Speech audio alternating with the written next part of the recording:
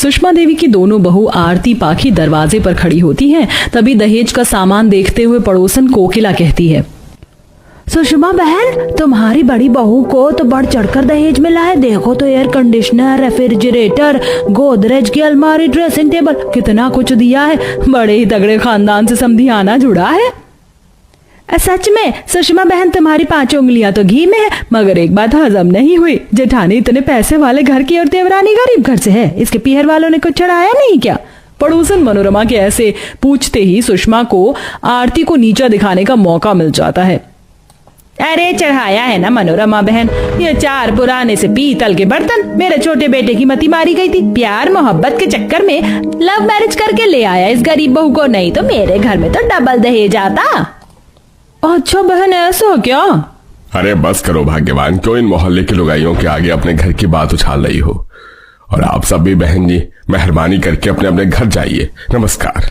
वैसे मैं जानती हूँ मेरी गरीब देवरानी, मेरे दहेज की तारीफ सुनकर तुम जल भून गई होगी। अभी तो जब मैं हनीमून पर जाऊंगी, जब देखना मुझे कितनी शॉपिंग करूंगी। भगवान करे आपकी सारी इच्छा पूरी हो जेठानी जी।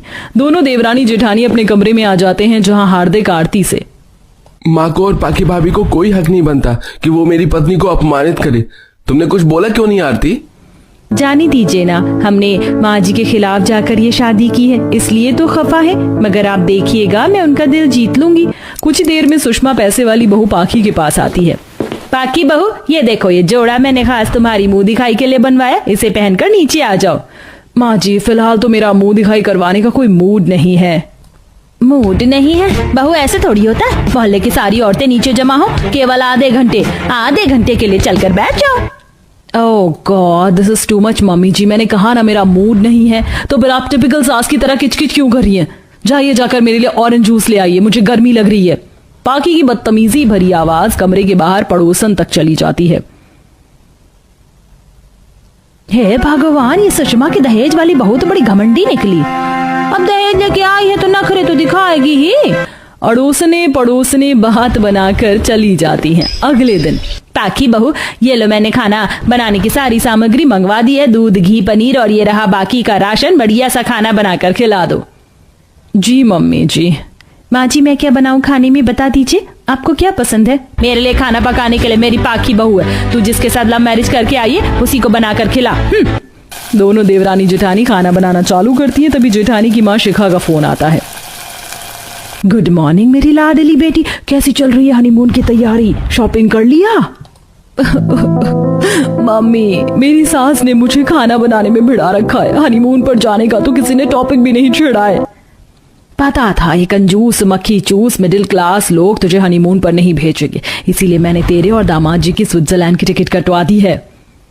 सच्ची mom, Switzerland? You know what mummy, मेरा हमेशा से स्विट्जरलैंड में हनीमून का सपना था। Thanks a lot mummy, love you too, bye. थोड़ी देर में दोनों देवरानी जेठानी खाना सर्व करती हैं।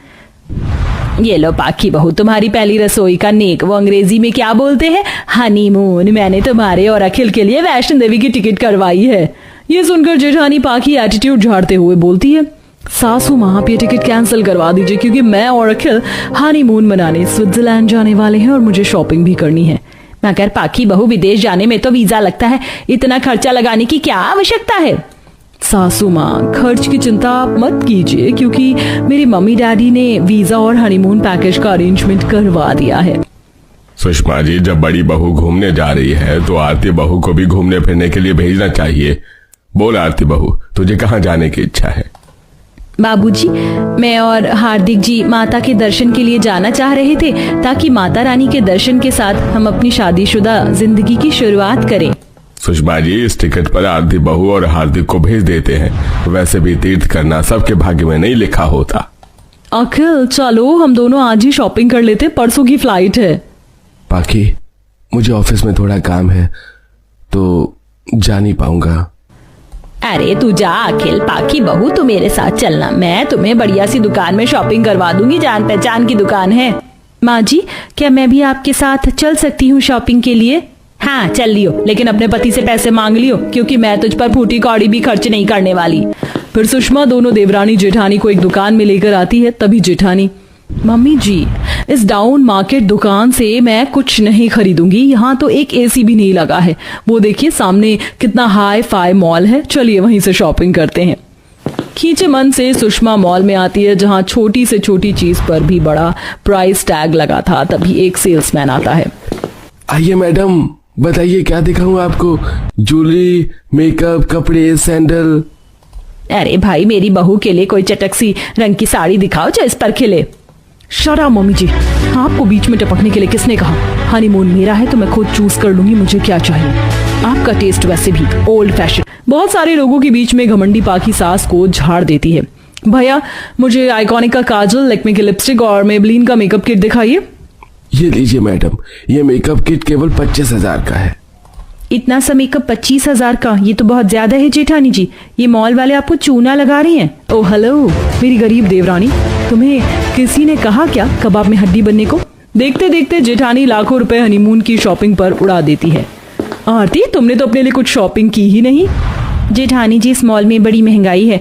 वैसे भी मुझे ज्यादा कुछ नहीं चाहिए। चूड़ी चप्पल खरीदना था, बाहर से खरीद लूंगी। ले लो बेटी, 100 रुपए की सैंडल है। ऐसी सैंडल बाजार भर में कहीं नहीं मिलेगी। बिल्कुल टिकाऊ मजबूत चप्पल है। आरती चप्पल पसंद कर लेती है।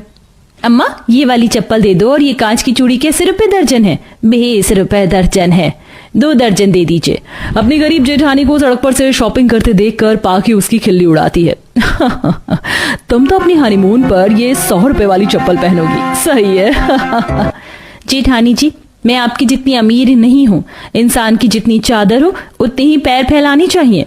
शॉपिंग खत्म करके दोनों घर आती हैं और पैकिंग करके अगली सुबह पाकी शॉर्ट ड्रेस, हाई हील्स पहनकर फैशन मारते हुए बाहर निकलती है। तो वहीं देवरानी 16 श्रृंगार, सर पर पल्ला लिए सास ससुर के पांव छूती है।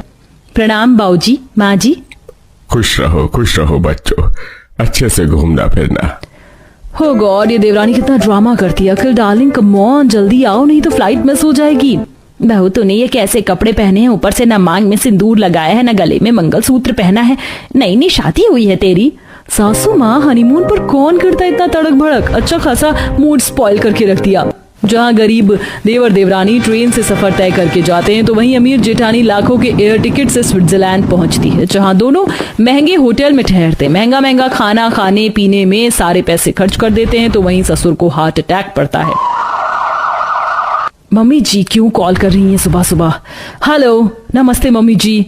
बाकी बहू, तेरे ससुर को दिल का दौरा पड़ा है। डॉक्टर 2 लाख रुपए मांग रहे। शादी में सारे रुपए खर्च हो गए। तू अकल को लेके आ जा। हेलो हेलो हेलो मम्मी जी, आवाज नहीं आ रही है। हेलो, ऐसा बोलकर पाकी फोन काट देती है। लाखों रुपए का खर्चा करके मेरे मम्मी डैडी ने हमें भेजा है, अब बुढ़ऊ के चलते मैं अपना हनीमून ट्रिप छोड़कर जाऊं? तभी सुषमा के फोन पर आरती हाल चाल पूछने के लिए फोन करती है। प्रणाम माँ जी, आप और बाबूजी कैसे हैं? सब ठीक है ना? तेरे ससुर की हालत बहुत खराब है बहू। सुषमा आरती को सारी बात बताती है, जिससे दोनों दौड़े चले आते हैं। माँ जी, ये मेरे गहने हैं, आप इन्हें बेच दीजिए। बस बाबूजी को कुछ नहीं होना चाहिए।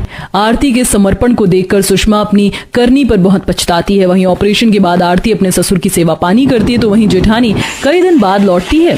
प्रणाम मम्मी जी, कैसे हैं पापा जी?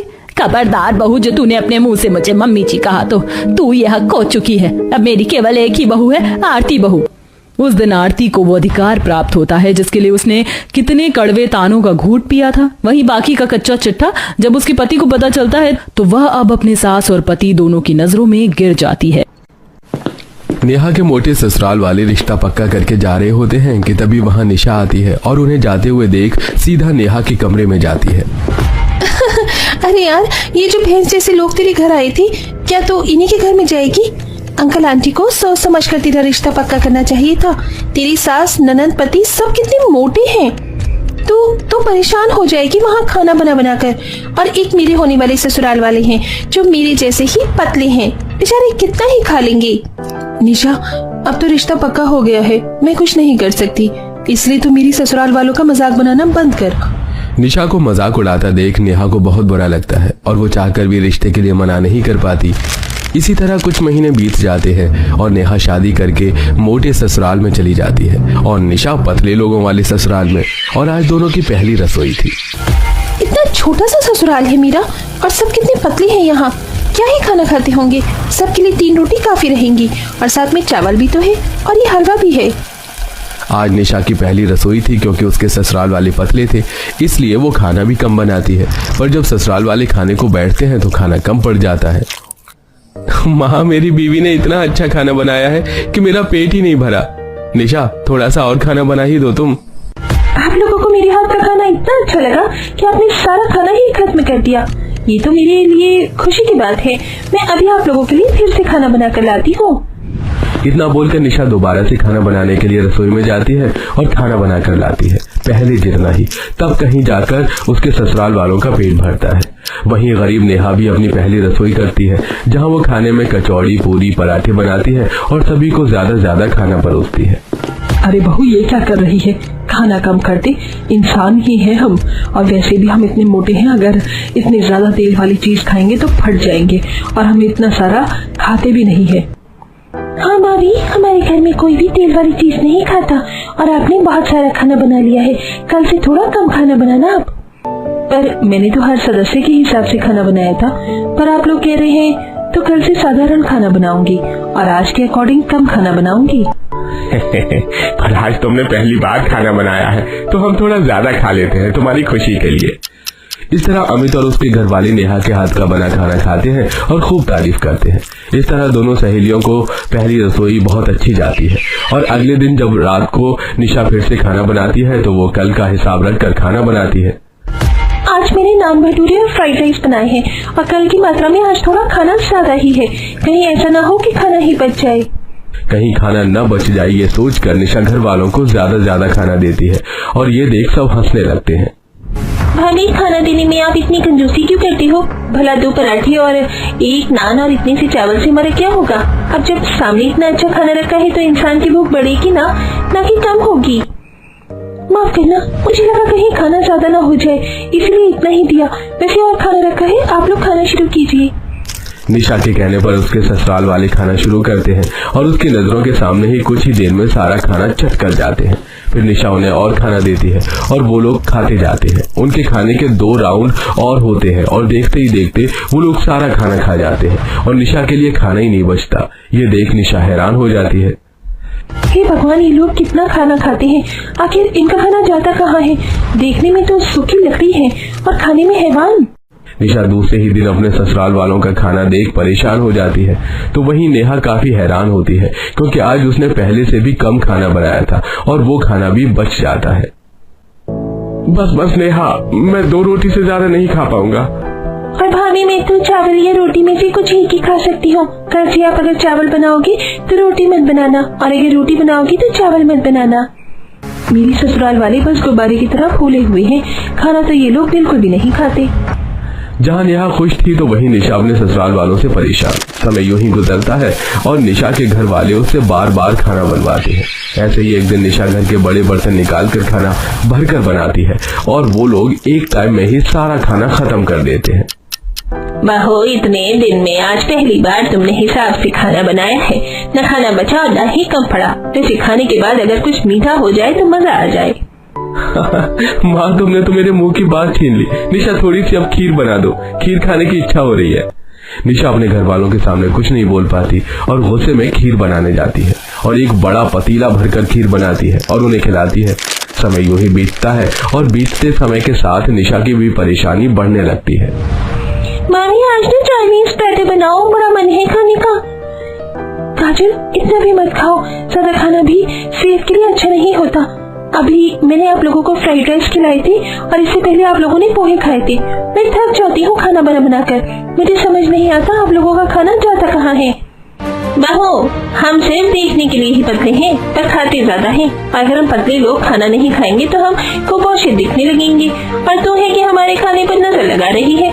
वैसे ही हम मोटे नहीं हो पा रहे। तुम जैसे लोगों की नजर लगकर हम सूख गए हैं। इनसे तो बात करना ही बेकार है। मैं तो ये सोच रही हूँ, अगर पतले लोग इतना खाना खाते हैं और मैं अपने ससुराल में इतनी परेशान हूँ तो बेचारी मेरी दोस्त का क्या हाल होगा। उसके ससुराल में तो सब मोटे हैं। एक बार उसे फोन करके बात करती हूँ।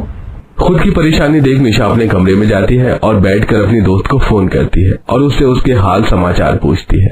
कैसी है तू नेहा? तो तुम बहुत परेशान होगी ना। मेरी ससुराल वाले इतने दुबले पतले हैं पर फिर भी 10 लोगों का खाना अकेले खा जाते हैं, और तेरे ससुराल वाले तो पूरे दिन चढ़ते रहते होंगे, तो तुम मुझसे भी ज्यादा परेशान होगी। किसने कहा तुझे कि मैं परेशान हूँ? अरे मैं तो बहुत खुश हूँ। भले ही मेरे ससुराल वाले गुब्बारे जैसे फूले हैं, पर खाना तो वो 10 साल के बच्चे की तरह खाते हैं और अपनी सेहत का बहुत ख्याल रखते हैं। और मेरी ननद तो हर वक्त घर के कामों में मेरी मदद करती है। ऐसे कैसे हो सकता है? जब पतले इंसान इतना खाते हैं तो मोटा इंसान तो हर वक्त खाता रहता होगा। हो ना हो ये झूठ बोल रही है, मुझे जाकर देखना चाहिए। निशा नेहा से बात करके फोन रख देती है और अपने पति से झूठ कहती है। सुनिए जी, मेरी दोस्त नेहा मुझे बुला रही थी। जब से हमारी शादी हुई है हम दोनों एक बार भी नहीं मिल पाए। 2 दिन के लिए चलते हैं ना उसके घर। अरे दूसरों के घर खाने में शर्म आती है, पर चलो कोई बात नहीं, तुम्हारी दोस्त है तो भरपेट खाना दे ही देगी। चलते हैं, वैसे भी 2 ही दिन की तो बात है। निशा गौरव को मना लेती है और अपनी दोस्त से मिलने के बहाने उसके घर जाती है, और जाते गौरव को अमित के पास बाहर वाले कमरे में बिठाकर सीधा रसोई में चली जाती है, जहां वो देखती है कि नेहा अपने ससुराल वालों के लिए सिर्फ 2 रोटियां बना रही है, तो वहीं उसकी नंद सब्जी काट रही है। नेहा, तुमने सिर्फ एक इंसान के लिए खाना बनाया है। अगर खाना कम पड़ गया तो क्या बार बार खाना बनाओगी? नहीं मामी, हम लोग इतना ही खाते हैं, ये भी ज्यादा है क्योंकि आप लोग आए हैं। थोड़ी देर में खाना बनाकर नेहा बाहर वाले कमरे में ले जाती है, और निशा नेहा के ससुराल वालों को इतना कम खाता देख हैरान हो जाती है। तो वहीं गौरव नेहा के घर जाकर भी पेट भरकर खाना खाता है, और खाना कम पड़ने पर निशा अकेली नेहा के पास जाकर उससे कहती है, नेहा, मेरी ससुराल वाले दिखते पतले हैं पर खाते बहुत हैं। जितना खाना तुम सबने मिलकर खाया है इसका दुगना खाना मेरे पति खा जाते हैं। उनका पेट नहीं भरा, मुझे माफ कर दी, पर उनके लिए क्या मैं 10 रोटी और बना लूं? हाँ निशा, क्यों नहीं, तू मेरी दोस्त है और इस समय तू मेहमान बनकर आई है, और तू क्यों बनाएगी? खाना मैं ही बना देती हूँ। नेहा फिर से खाना बनाकर निशा को देती है, और निशा गुस्से में खाना कमरे में ले जाकर अपने पति को देते हुए कहती है, गौरव, थोड़ी तो शर्म करो और कुछ सीखो। मेरी दोस्त के ससुराल वाले कितने मोटे हैं, पर 2 रोटी में उनका पेट भर गया। और देखो खाने के बाद सब कैसे घर के बाहर एक्सरसाइज कर रहे हैं, और सुबह उठते ही रनिंग के लिए चले जाते हैं। और एक तुम और तुम्हारा परिवार हर टाइम बैठे बैठे ठूसने को चाहिए होता है। अरे वो मोटे लोग ज्यादा खाएंगे तो फट जाएंगे, पर हम तो पहले से ही कमजोर हैं। अगर ये सब हमने किया तो हम दिखना बंद हो जाएंगे, इसलिए हमारा खाना बहुत जरूरी है।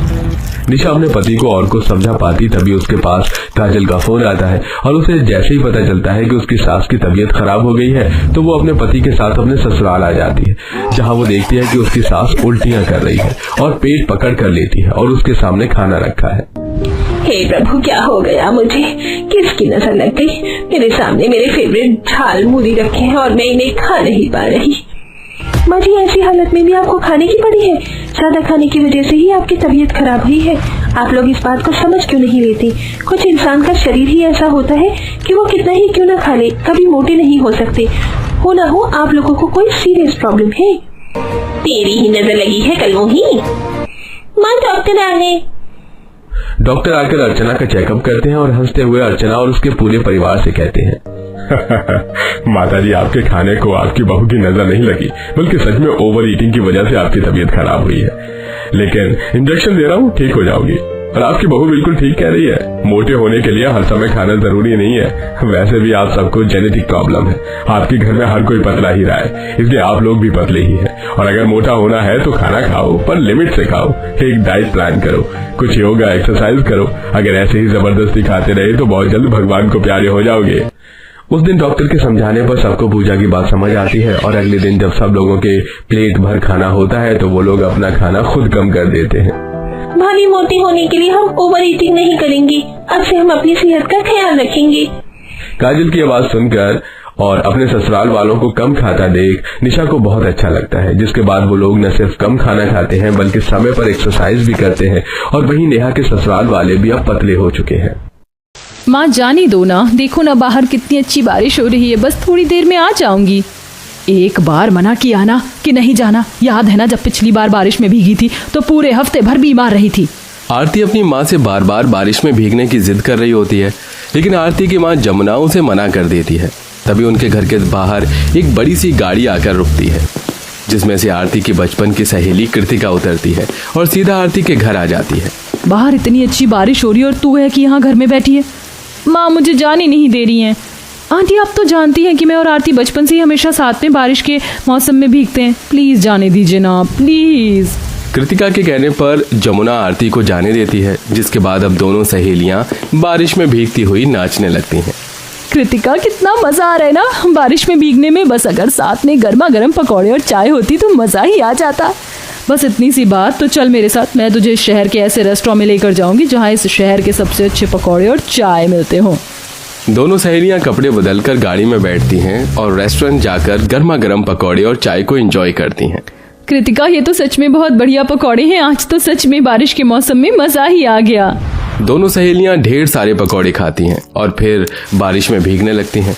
कहने को दोनों सहेलियां में अमीरी गरीबी का काफी बड़ा फासला था, लेकिन इसके बाद भी दोनों में बहनों की तरह ही प्यार था। ऐसे ही समय गुजरता है और एक दिन, माँ आपका बुखार तो उतरने का नाम ही नहीं ले रहा है। आरती बेटा, अब मेरी उम्र हो चुकी है, मेरे जाने का वक्त आ गया है। बस मैं ये चाहती हूँ मेरी आंखें बंद होने से पहले तेरा घर बस जाए। यही मेरी आखिरी ख्वाहिश है। तू अपनी माँ की आखिरी ख्वाहिश को पूरा करेगी ना? माँ आप ऐसा क्यों कह रही हो? आपको कुछ नहीं होगा। माँ के बार बार कहने पर आरती शादी के लिए हाँ कर देती है, जिसके बाद जमुना जल्द ही आरती का रिश्ता अपनी तरह ये गरीब परिवार में तय कर देती है और आरती विदा होकर दूसरे शहर चली जाती है। वहीं कृतिका भी आरती की शादी के बाद अपने पिता के बिजनेस को संभालने में लग जाती है और ऐसे ही काफी समय गुजर जाता है। हे भगवान, ये मिट्टी का चूल्हा गीला किसने कर दिया? अब मैं खाना कैसे बनाऊंगी? भाभी ये मिट्टी का चूल्हा इस बारिश की वजह से गीला हुआ है। बारिश का मौसम शुरू हो चुका है और चूल्हा भी बिल्कुल खिड़की के पास ही बना है, इसलिए खिड़की से बारिश का पानी चूल्हे पर गिरता है। भैया से कितनी बार बोला है कि खिड़की के दरवाजे ठीक करवा दीजिए, लेकिन उन्होंने अभी तक नहीं करवाया। बारिश की वजह से मिट्टी का चूल्हा गीला होने पर बेचारी आरती को घर में बची लकड़ियों के ऊपर ही रखकर खाना बनाना पड़ता है। आरती का पति अमित एक छोटी सी मैकेनिक की शॉप में काम करता था और महीने के मुश्किल से 1000-2000 ही कमा पाता था, जिसमें घर का खर्च चलाना काफी ज्यादा मुश्किल था। सुनिए जी, इस बार आप खिड़की और छत ठीक से बनवा दीजिए, वरना हर बार की तरह इस बार भी छत से पानी टपकने लगेगा। तुम तो जानती हो कि 2000 में आज के समय में क्या ही हो पाता है। कितनी कंपनियों में इंटरव्यू दिया, लेकिन किसी ने भी मुझे जॉब पर नहीं रखा। पता नहीं कब तक इस गरीबी में यूं ही जीना पड़ेगा। परेशान मत हो, एक दिन देखना आपकी एक बहुत बड़ी कंपनी में नौकरी लगेगी, फिर सब कुछ ठीक हो जाएगा। आरती अमित का हौसला बढ़ा रही होती है कि तभी बाहर जोरों की बारिश शुरू हो जाती है, जिससे अब उनकी छत से पानी टप टप करके टपकने लगता है। हे भगवान, ये क्या बारिश शुरू नहीं हुई कि छत से पानी टपक रहा है? अरे जल्दी से बर्तन लेकर आओ, वरना पूरे घर में पानी भर जाएगा। टपक रहे पानी के नीचे सभी बर्तन रख देते हैं, लेकिन इसके बावजूद भी थोड़ी देर में उनके पूरे घर में पानी पानी हो जाता है और अब सब लोग बाल्टी से घर से पानी बाहर निकालने लगते हैं। हर बरसात की यही परेशानी हो गई है। एक वक्त था जब मुझे बारिश का मौसम बहुत पसंद था, साल भर में सिर्फ बारिश के मौसम का ही इंतजार करती थी, लेकिन अब देव बारिश के मौसम से नफरत सी हो गई है। ये कहते हुए आरती की आंखों से आंसू झलकने लगते हैं और आरती बीते कल में पहुंच जाती है। आरती वो देख, कितनी जोरों की बारिश हो रही है। प्रकाश सर के इतने बुरे लेक्चर के बाद इतनी अच्छी बारिश तो बनती है। कॉलेज से निकलते ही दोनों सहेलियां बारिश में भीगने लगती हैं। जब तक मैं बारिश के मौसम में तेरे साथ ना भीग लूं तो मुझे तो बारिश के मौसम का मजा ही नहीं आता है। मेरा भी कुछ यही हाल है। हमारा बस चले ना तो शादी के बाद भी हर साल बारिश के मौसम में हम यूं ही ऐसे ही साथ भीगा करें। इस तरह पहले आरती अपनी सहेली के साथ हर साल बारिश के मौसम को एंजॉय करती थी, और अब कैसे उसे बारिश के मौसम में अपने परिवार के साथ इतनी परेशानी उठानी पड़ रही है, यही सोच सोच कर आरती काफी परेशान होती है। और ऐसे ही कुछ दिन गुजर जाते हैं। ये क्या, घर में थोड़ा सा आटा चावल बचे थे, वो भी कल रात बारिश की वजह से भीग गए। मसाले भी सारे खराब हो गए। अब सब खाने में क्या खाएंगे? घर में पानी भर जाने की वजह से घर में बचा कुचा राशन भी खराब हो जाता है, जिसे देख आरती अपने पति को सारी बात बताती है। अरे मेरे पास तो सिर्फ ये 50 रुपए ही बचे हैं, इनमें से तो बस थोड़े चावल और थोड़ी सी ही दाल आ पाएगी। कोई बात नहीं जी, आप ले आइए, मैं उसे 3-4 दिन तो चला ही लूंगी।